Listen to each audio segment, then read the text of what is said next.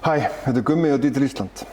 Mér langar að tala aðeins PPF-filmur og sýna ykkur vídeo af bíl sem við gerðum. Við fórum upp í umboð, Porsche-umboð og sóttum nýjan bíl, nýjan Porsche Taycan Turismo Sport. Geggjaður bíl sem að eigandinn af bílnum var mjög pikki á að velja rosalega flottan bíl.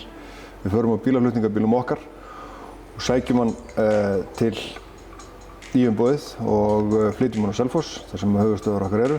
Og þar byrjum við að hlýta plast af bílnum og þrífa hann og græja allt og gera til þess að við getum farið að filma bílinn. PPF-filmur er lakkvarnarfilmur. Þetta er ekki lakkfullkomnunarfilmur eins og kannski margir halda á því að vera búin að horfa á YouTube-vídeó.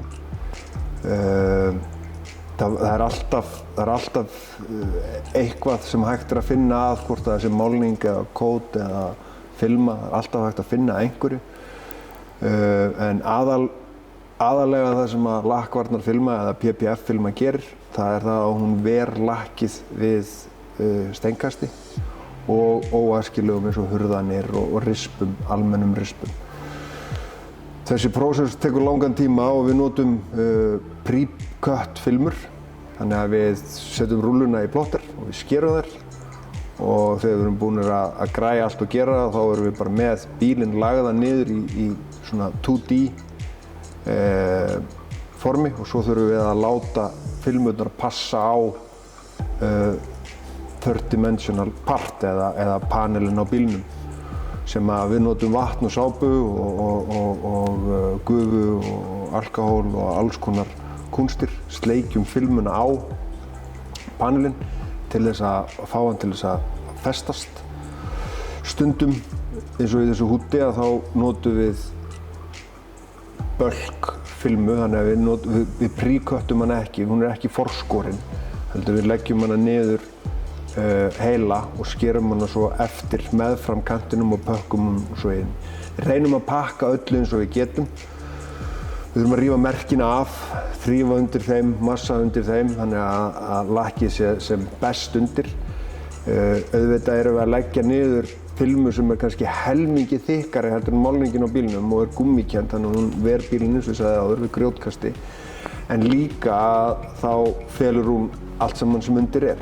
Þessi tiltekna bíl sem við erum að vinna í þarna, hann er dökkgrár mattur með sanseringu. Sanseringin kemur mjög vel í gegn þegar við erum búin að setja filmuna á. Að leggja filmuna á hvern panel tekur ekkert mjög langan tíma.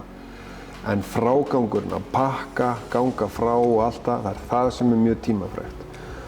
Þess vegna tekur þetta marga daga að gera svona og kostnaðurinn hleypur á hundruðum þúsunda króna.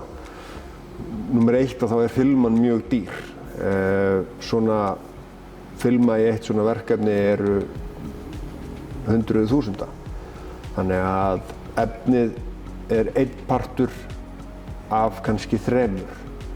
Þannig að þetta er tímafrek vinna en það kostar líka mikið að mála bíla og þess vegna er þessar filmur farnar að verða vinsælli og vinsælli í dag. Þetta er að verja bílana mjög vel við grjótkasti.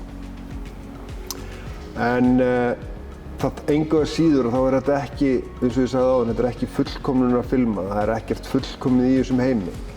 Það þarf að passa vel upp á þessar filmur, sérstaklega upp á vatnsbletti að gera, að þurrka bílinn alltaf og ef þá koma vatnsblettir að nota þá vatnsblettaeyði, til dæmis eins og 2V9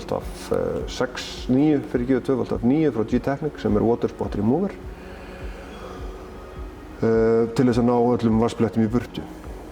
Í þessu verkefni þá notuðum við líka PPF-filmu sem er karbonfilma sem við klæddum speglana með og fleiri panela á bílnum með þessari filmu sem að lengdi þetta verkefni og gerði það mun erfiðara.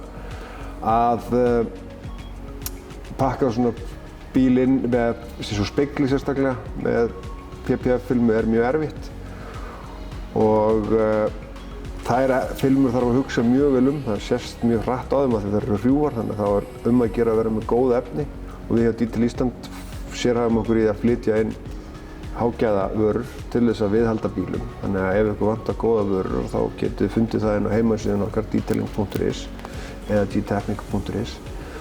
Þar erum við með mjög mikið af vörum með í verslunum okkar á Selfossi og svo erum við með fleiri umboðssölu aðila fyrir okkur víðsvegar um landið. Það er mjög mikilvægt að vanda sig mjög vel við að halda bílnum ef það á að reyna að eiga fallegan bíl og eyða peningum í því að kaupa sér glænýjan bíl og flottan bíl og hugsa svo hann og þá skiptir mjög miklu máli að viðhalda bílnum vel með flottum efnum og góðum efnum því að sápa og sápa er ekki það sama. Þarna erum við að setja filmuna á toppinn og að láta hana kyssast akkurat á brúnina við möttufilmuna án þess að fara með hníf og skera var mjög erfitt og er mjög erfitt.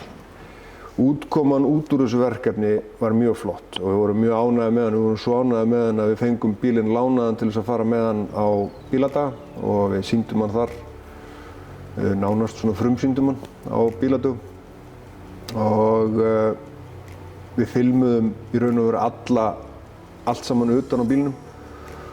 Bílinn var keypt undir bílinn glænýjar Vossen-felgur frá BJB í Hafnarfirði og þær kótuðum við með Crystal Serum Ultra sem er 9 ára kót, okkar besta kót og ofan á það settum við svo Exo sem er okkar besta vatnsfæla, svona vatnsfráhrindandi efni. Við filmuðum öll ljós á bílnum nema afturljósin sjálf, þau komu mjög dökk en framljósin og stefnuljósin og það allt saman filmuðum við með 35% skyggingarfilmu, við erum með 3 gerðir af ljósafilmum. Við settum helminginn á spoilerunum aftan á bílnum með möttri filmu en hinn helmingurinn var samleiddur húddinu, með samleiddur toppnum í karbonfilmu.